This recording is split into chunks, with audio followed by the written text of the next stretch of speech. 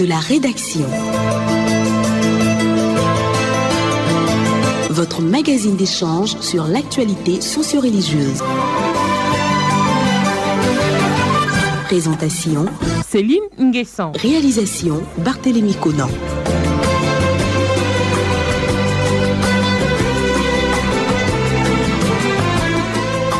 Bonjour à tous et bienvenue à l'écoute de l'invité de la rédaction de ce dimanche 10 mars, premier dimanche de Carême.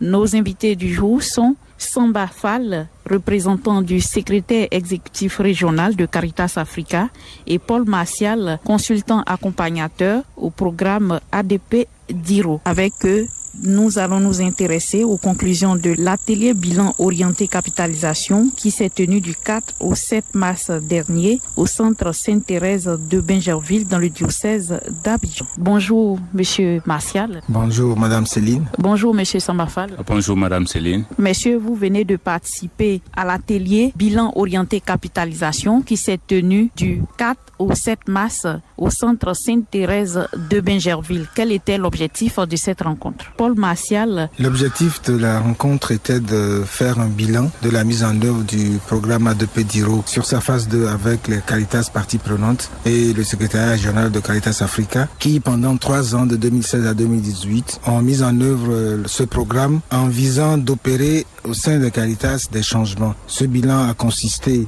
de faire une analyse critique des innovations, des outils et de tirer des leçons. Ce bilan a été également l'occasion de capitaliser sur certaines bonnes pratiques et de s'engager dans leur réutilisation pour améliorer la marche institutionnelle de cette Caritas dans leur développement institutionnel et leur renforcement organisationnel. Nous avons également saisi l'occasion pour faire un point de ce que peut être les différents engagements des parties prenantes, d'un côté Caritas Africa et de l'autre les Caritas, pour arriver à un succès de la mise en œuvre de la phase 3. Reste avec vous, Martial. C'est quoi le programme ADP DIRO? Le programme ADP DIRO est un programme qui a été initié par les Caritas d'Afrique, certaines Caritas d'Afrique depuis 2006. Mais ce programme a connu une certaine progression dans sa mise en œuvre. Donc, d'une phase expérimentale en 2006, elle a été institutionnalisée en 2010 avec la première phase et la deuxième phase à partir de 2016. C'est un programme qui cherche à renforcer les capacités institutionnelles des Caritas d'Afrique de manière à ce qu'elles deviennent plus professionnelles dans le service d'organisation de la charité, mais à ce qu'elles aient la capacité aussi d'aider les gouvernements dans la lutte contre la pauvreté et aussi d'influencer les politiques publiques pour que les actions que mènent tous les acteurs du développement dans nos pays soient des actions réussies, des actions qui servent la cause des plus pauvres. Monsieur Fall, vous avez assisté à la présentation des différents bilans. Quelle lecture faites-vous? Tout à l'heure, quand on a fait un tour de table, ma première réaction, je sens que je suis confiant. Quand je dis je, Caritas Africa est très confiante par rapport à ce qu'on a vu et ce qui va se passer. Il n'y a rien comme crainte à faire parce que pendant ces jours, on a pu observer que l'équipe qui a fait ce travail pendant tout ce temps n'a pas du tout hésité. Ils ont été très directs, très ouverts par rapport à leurs insuffisances d'abord. C'est surtout ça, le fait de reconnaître quels ont été nos échecs et essayer de pousser pour savoir pourquoi ça a échoué et comment faire pour le futur pour éviter ces échecs ou bien quelque part où on n'a pas encore échoué mais il y a des précautions à prendre, c'est ce qu'on appelle les points d'attention. Tout ça, l'équipe a été très généreuse de nous les mettre sur place et nous avons aussi noté qu'on ne s'est pas limité à faire parler des techniciens ou des collaborateurs parce qu'à la fin de chaque décision importante, ils ont apposé leur signature. Donc le seul fait de faire des conclusions et de dire donnez-moi nos conclusions, je signe dans la salle tout de suite, ça c'est déjà un point très réconfortant pour nous. L'invité de la rédaction, votre magazine d'échange sur l'actualité socio-religieuse. Durant ces 4 jours de travaux, il était question de faire le bilan de la phase 2 du programme ADP DIRO. Quelle lecture faites-vous de ce bilan? C'est un bilan riche, un bilan qui nous donne des leçons de ce que nous avons réussi, des leçons aussi de ce qui n'a pas marché, mais un bilan qui nous a permis de savoir où faire attention. Nous avons retenu beaucoup de points d'attention aussi et un bilan qui nous a permis de nous projeter sur l'avenir. Nous avons pu découvrir que l'approche utilisée a été une bonne approche. Nous avons pu découvrir que l'utilisation de l'approche knowledge management, c'est-à-dire le management des connaissances, a été quelque chose de très très catalysateur de l'apprentissage que les Caritas ont fait dans leur renforcement de capacité. Nous avons également réalisé que la manière dont l'accompagnement a été conduit a permis d'aider les Caritas à aller plus vite vers la réalisation des changements. L'accompagnement a été très bien apprécié et l'équipe a carrément demandé à ce que les principes d'accompagnement de la phase 2, les Caritas ont demandé à ce que les principes d'accompagnement de la phase 2 soient reconduits. Et un des engagements pris, une des fiches de capitalisation qui a été signée par les Caritas parties prenantes portait effectivement sur l'approche orientée changement. Et nous avons aussi profité de ce bilan pour permettre aux Caritas de se mirer, comme le disait tout à l'heure M. Samba Fall. Naturellement, les gens, en se regardant dans le miroir, ont reconnu leurs échecs. Sans rougir, ont reconnu leurs échecs en étant dans la dynamique de ne plus répéter les mêmes erreurs, mais d'aller de l'avant. Voilà. En ce qui concerne les réussites, qu'est-ce qu'on doit retenir? Les réussites sont à divers niveaux. Si nous prenons par exemple la gouvernance des Caritas, nous avons pu réussir sur ces 3 ans à positionner les évêques présidents des Caritas dans une dynamique de leadership qui a permis aux Caritas de prendre toute une autre forme dans les pays dans lesquels elles évoluaient. Aujourd'hui, les Caritas sont portés par les évêques de la coordination jusqu'à la base, ce qui fait qu'au niveau des diocèses aujourd'hui, les Caritas tournent, les actions sont menées au bénéfice des pauvres. Dans le même cadre de la gouvernance, les secrétaires généraux, directeurs nationaux ou secrétaires exécutifs nationaux ont pris aussi de l'envergure. Pour l'ensemble, c'est des prélats.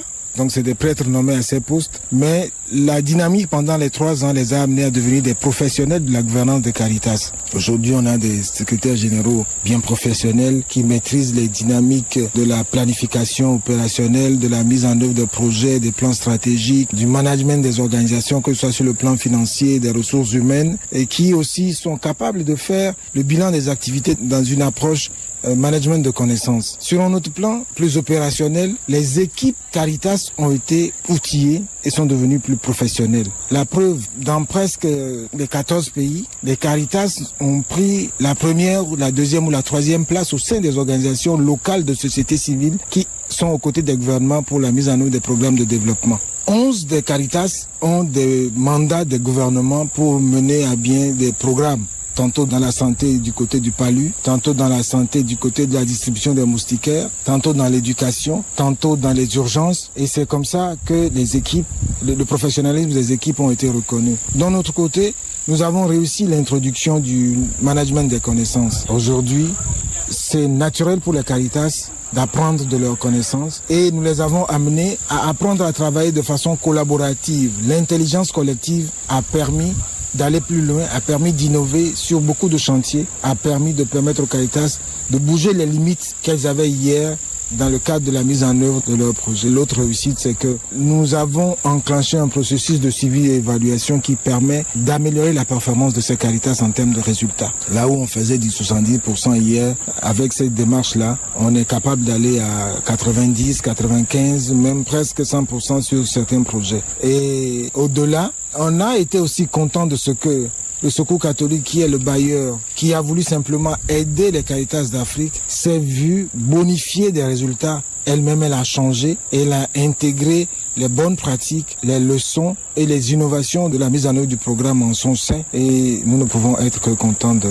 Il était aussi question de relever les échecs afin de permettre aux bénéficiaires de mieux négocier la phase 3 du programme ADP-DIRO dans l'ensemble. Quels sont ces échecs? Les échecs sont restés, disons, du côté de la mobilisation des ressources. Et la phase 2 du programme a postulé que, à la fin, les Caritas allaient améliorer suffisamment leur autonomie de prise en charge des coûts fonctionnels. Mais au bilan aujourd'hui, le résultat n'a pas été très concluant. Beaucoup de Caritas n'ont pas pu évoluer sur ces terrains. L'autre échec que je peux signaler, c'est que les Caritas sont demeurés, disons, ce vivier qui forme les cadres du développement dans les pays. Et nous avons encore connu beaucoup de turnover, de cadres formés, devenus professionnels qui ont été débauchés par d'autres organisations, ce qui a encore fait connaître à certaines Caritas des moments de fragilité, des moments de stagnation, au lieu de progresser, au lieu d'aller en avant dans les activités menées. Un autre échec qu'on peut signaler aussi, c'est les équipes qui ne sont pas très étoffées. Les Caritas ne disposant pas de moyens, on l'a dit tantôt. Il se fait que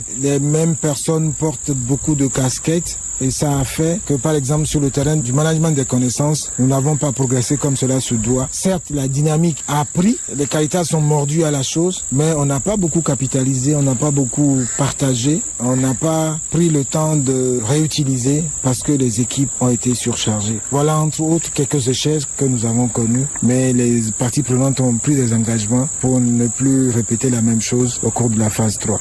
L'invité de la rédaction. Au sortir de cet atelier bilan orienté capitalisation, pensez-vous que les Caritas sont capables d'accueillir et de mieux gérer la phase 3 du programme ADP-DIRO? Oui, si nous parlons des Caritas parties prenantes, depuis la phase 2, elles ont été responsabilisées à être au centre de la mise en œuvre du programme. Tout était partie d'eux et la coordination du programme n'a été qu'un accompagnement pour leur permettre de bien mettre en œuvre. Elles sont donc capables et avec les résolutions prises ici, les engagements signés, si tout ça était mis en œuvre, on dirait que sur le côté des Caritas parties prenantes, les résultats vont aller en s'améliorant. La phase 3 sera une réussite. Et je me tourne vers vous, Samba Fall. Au cours de cet atelier a été annoncé le transfert du programme ADP-DIRO, initialement conduit par le Secours catholique à Caritas Africa. Votre commentaire? Mon commentaire, c'est que Caritas Africa et les 14 Caritas qui étaient dans le programme DIRO et le Secours catholique qui va nous transférer ce programme, tous ce lot-là appartiennent à la même famille qui est Caritas Internationalis. Donc c'est la même famille,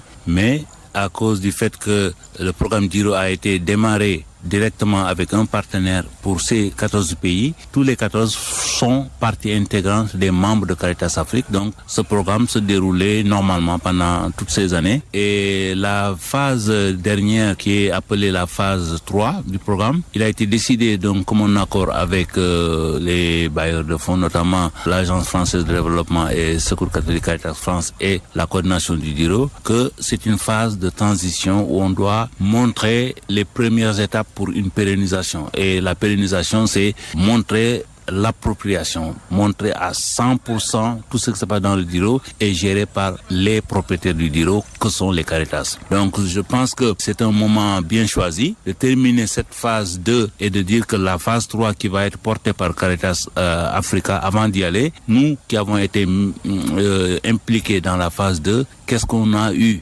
à apprendre comme leçon, qu'est-ce qu'on a eu comme difficulté, les mettre sur papier et en être conscient avant de transférer le flambeau à Caritas Afrique. Donc, nous, on a été là en tant qu'observateurs, mais très attentifs de ce qu'on va recevoir, ce que nous allons recevoir de nos propres membres. Donc, il n'y a aucun danger, on ne craint rien parce que ça vient de nos membres vers nous-mêmes.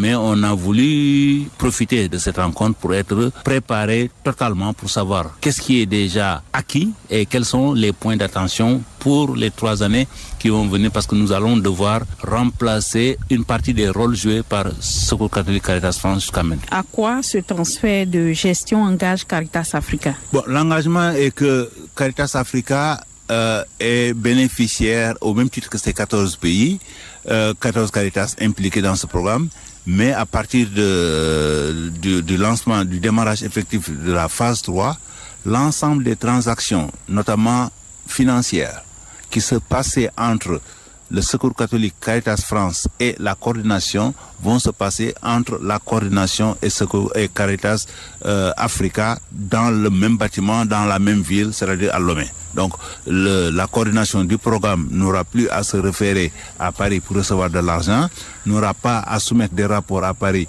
pour rendre compte de ce qu'il fait. Il le fera dans la porte à côté parce qu'on sera dans le même bâtiment. Ça, c'est le premier élément. Donc on n'a plus droit à des retards ni à ignorer ce qui se passe, où est-ce qu'on en est, parce qu'on sera au diapason de tout ce qui se passe tous les jours. Ça, c'est la première innovation. Et on nous donne aussi l'occasion, nous, en tant qu'Africains, parce qu'on est chez nous, de montrer qu'on est capable de gérer. On n'a pas peut-être la capacité de financer tout ce que nous voulons faire dans nos pays, mais si on nous laisse la possibilité de prouver nos capacités, nous avons des personnes ressources assez qualifiées pour pouvoir faire la même chose que font la plupart de nos partenaires techniques et financiers. Ils peuvent rester partenaires techniques sur certains plans, partenaires financiers peut-être pour encore très longtemps, mais sur le côté technique, on est assez outillé pour pouvoir gérer nous-mêmes. Mais on est obligé de collaborer avec eux parce que nous n'avons pas encore atteint le niveau d'autofinancer tout ce que nous voulons faire en Afrique. Mais nous avons des capacités. Et c'est une occasion qui est là, qui nous est donnée de prouver. Et c'est un défi. On est très conscient qu'il est hors de question d'accepter un seul pourcent d'échec, parce que on dira encore c'est l'Afrique. Donc c'est ce qu'on veut éviter. Et tous ceux qui étaient dans la salle, je pense qu'ils n'ont pas dit avec les mêmes termes que moi, mais je sais qu'ils veulent chacun prouver à tous nos partenaires que nous sommes capables de faire si vous nous faites confiance. L'invité de la rédaction. Monsieur Fall, pensez-vous que Caritas Africa a les aptitudes requises pour conduire la phase 3 du programme ADP Diro? Caritas Africa n'est pas une structure au même niveau ou à la même configuration que les Caritas membres. C'est une structure de coordination. Donc, ce sont les Caritas qui gèrent jusqu'à présent et ce sont ces Caritas-là mis en commun qui constituent Caritas Africa.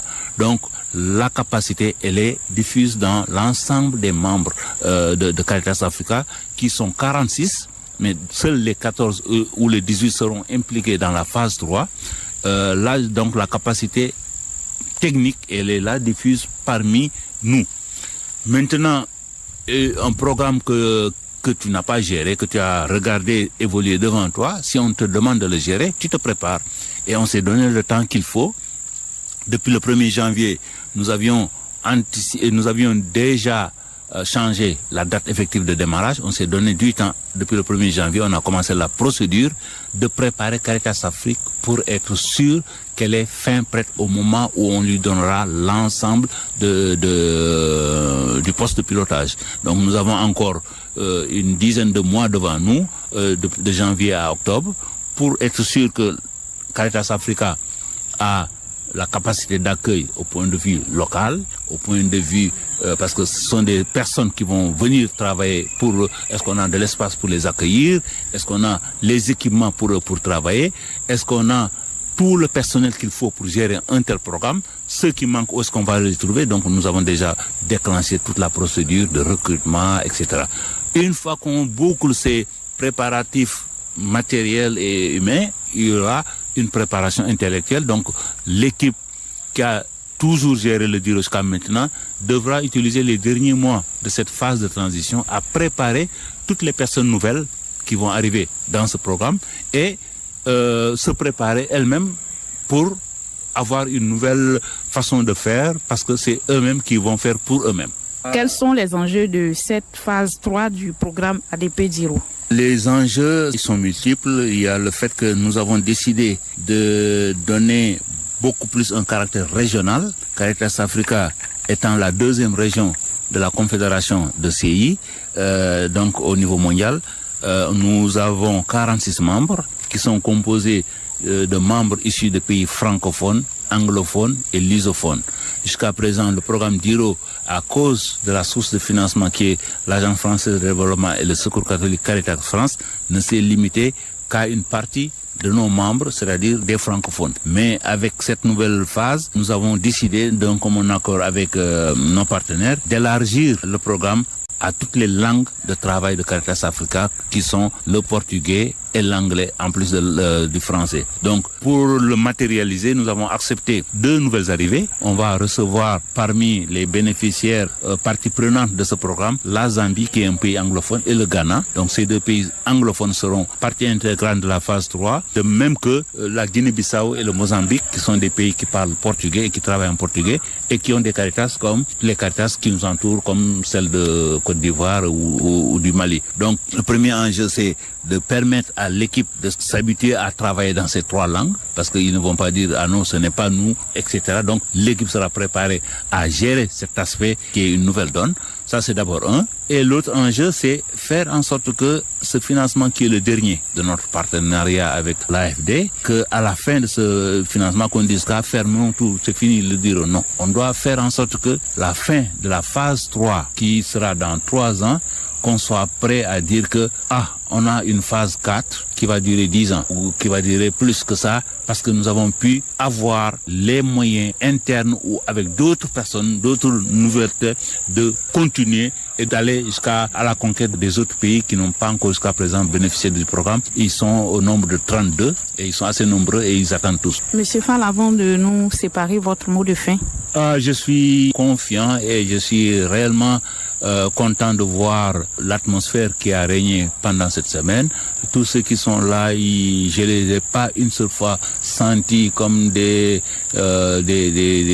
personnes qui se plaignent de quoi que ce soit. C'est des personnes qui sont venues au nom de leur structure et défendre et se préparer en commun, accepter tout ce qu'il y a comme défi. On en a parlé avec le sourire, mais en se disant la vérité de façon sans complaisance, et j'ai pas senti une seule fois quelqu'un qui était choqué parce qu'on a échoué ou bien qui a voulu cacher son échec. Donc tout le monde a été franc.